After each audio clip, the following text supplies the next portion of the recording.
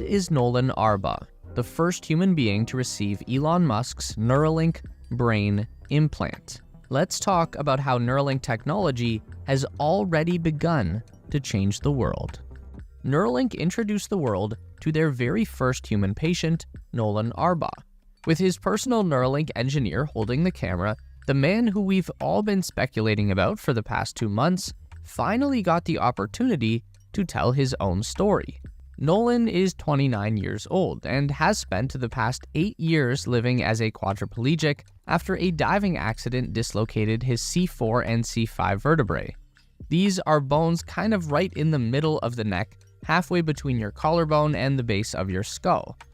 As a result, Nolan has no sensation or control of his body from his shoulders down, but that hasn't stopped him from remaining incredibly positive about his life, and now, thanks to Neuralink, it isn't stopping him from playing video games either. Nolan currently has Neuralink's N1 brain computer interface chip implanted underneath his scalp and sitting flush with the bone of his skull. Underneath that chip are 64 tiny wires that have been placed into the surface of his brain about 2 millimeters in depth and specifically targeting the motor cortex region. This device allows Nolan's brainwaves to be translated into digital command prompts. So the first demonstration that we get is seeing Nolan play a game of virtual chess, and it's indistinguishable from a person using a computer mouse. Do you want to explain a little bit what's going on here? Yeah, so I love playing chess, and so this is one of the things that y'all have enabled me to do, something that I wasn't able to really do much the last few years, especially not like this. I had to use like a mouse stick and stuff, but now it's all being done with my brain. If y'all can see the cursor moving around the screen, that's all me, y'all. It's pretty cool, huh? Actually, can you pause the song just for the audio coming through? There we go. And that was also done with your brain? Yep, it's all brain power up there. Can you explain a little bit just to people who maybe don't have any context on this field or what's going on here? Yeah. How are you able to actually move the cursor? Yeah, so we started out with trying out a few different things. We basically went from what we call kind of differentiating like imagined movement versus attempted movement. So a lot of what we started out with was attempting to move. So I would attempt to move, say, my right hand, left, right, forward, back to move. And from there, I think it just became intuitive for me to start imagining the cursor moving. Basically, it was like using the force on a cursor, and I could get it to move wherever I wanted. Just stare somewhere in the screen, and it would move where I wanted it to, which was such a wild experience. This guy wants to know if you feel like a wizard. Yeah, right. It's crazy. It really is. It's so cool. I'm so freaking lucky to be a part of this and stuff. I mean, every day it seems like we're learning new stuff, and I just can't even describe how cool it is to be able to do this. Do you want to briefly talk about a little bit, I guess, what have you been using this for outside of these sort of research sessions or when you're just playing chess? What are some of the things you've been getting value from this from? Yeah, so one of the first times y'all gave me complete control over this, I actually stayed up until, I don't know, like 6 a.m. playing Civilization 6. It was worth it, I guess is the best way to put it. It was awesome. I had basically given up on playing that game just because of how, it's a big game, and the amount of time that it takes to sit in on it's just a lot, and I have to worry about a lot of things, getting pressure sores and things like that. So I just wasn't really able to play it as much as I wanted to, and y'all gave me the ability to do that again, and I played it for like 8 hours that day. So I do that. I read sometimes. 6 p.m. to like 2 a.m. Yeah, or something. It was a lot. I'm giving you all my bad habits, man. Yeah, I know, right? Yeah, it was awesome. So I did that. I read. I like learning languages. I'm learning like Japanese right now. I'm learning a bit of French. Maybe for the audience who isn't super familiar with assistive technology, why couldn't you play Civ before? What was tricky about that, or what was it about the Neuralink that made that possible for you?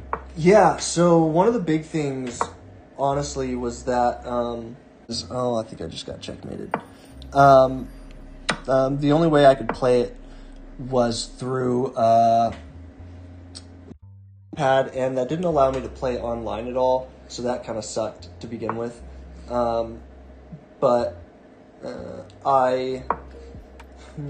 Would you play that like at 2 a.m. before, or what was the? Oh no, there was no way. There was no way for me to do that. Because when I'm sitting up playing on, say, like my iPad or something, I need complete help from, say, my like parents or something to do it, and I just didn't have that capability to like keep them up all night. That's just not something I would ever want to do. So basically, I would have to go down when everyone went to bed in my house, my brother, my parents, something like that. And then on top of that, I can only play for a few hours at a time because, you know, I have to worry about pressure sores and stuff. I have to be readjusted. I have to do weight shifts, things like that. Just things that come with being a quadriplegic and stuff. So it just wasn't really feasible for me to, like, say, play a full game or anything. And now I can literally just lie in bed and play to my heart's content. Honestly, the biggest restriction at this point was like having to wait for the implant to charge once I used all of it. So play for 8 hours, have to get off and let it charge for a while, and then hopefully be able to play some more. But it's been awesome. It's been so cool, and I'm kicking ass too. So in this chess game too. Yeah, well, I don't know if I'm gonna win this chess game, but we'll see. And then maybe just one final question. Your mom was showing me a bunch of pictures of you in different Halloween costumes over the years. It's something that you go nuts on. So now that you have like actual, you know, force control over stuff, I guess that opens up the possibility space there a bit. What are you thinking to dress up as this year? I mean, something my friends and I have been wanting to do for a while. I think I'm going to be Professor X. I think that's pretty fitting. Not only because he's in a wheelchair, and I think that just obviously fits perfectly, but now I'm actually a telekinetic, basically. Yeah, and so it's going to be cool. It's going to be real cool. My friends and I are really excited. You're going to freak people out when you say trick or treat. I know, right? Just wanted to add before signing off.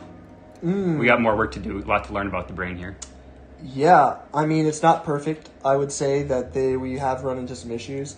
I don't want people to think that it is, like, this is the end of the journey. There's still a lot of work to be done. But it has already changed my life, and I think that people who are thinking about, saying, applying for the human trials, or are thinking about, you know, finding some way to help out with this, to, you know, do your part. And that's the reason I got into it, was because I just wanted to help. I wanted to be a part of something that I feel like is going to change the world. I think, like, there's nothing to be afraid of with that. The surgery was super easy. I literally was released from the hospital a day later. I have no, like, cognitive impairments.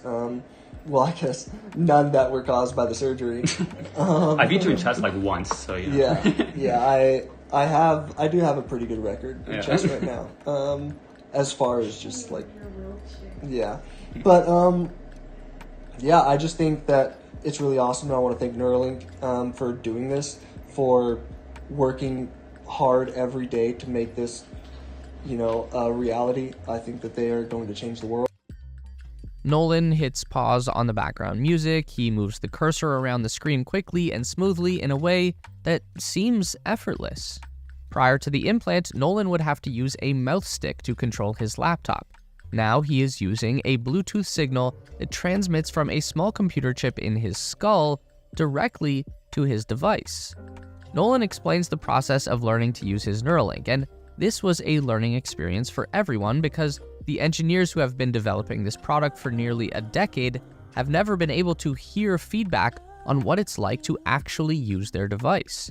They can make an educated guess about what's going on inside the mind of a monkey, but having a human subject that you can actually dialogue with back and forth is such a massive upgrade.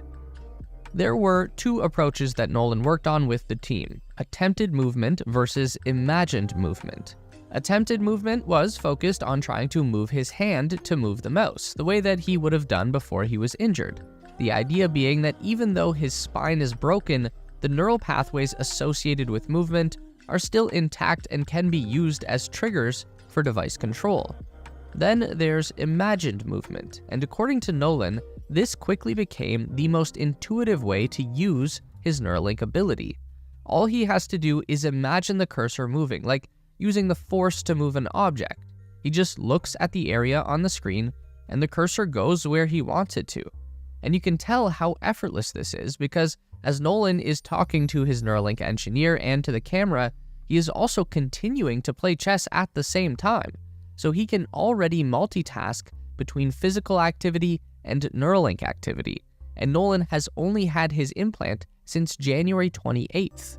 Obviously, the tech side of things is really cool, but what really sticks with you is just how much of a positive benefit this technology has already had on Nolan's life.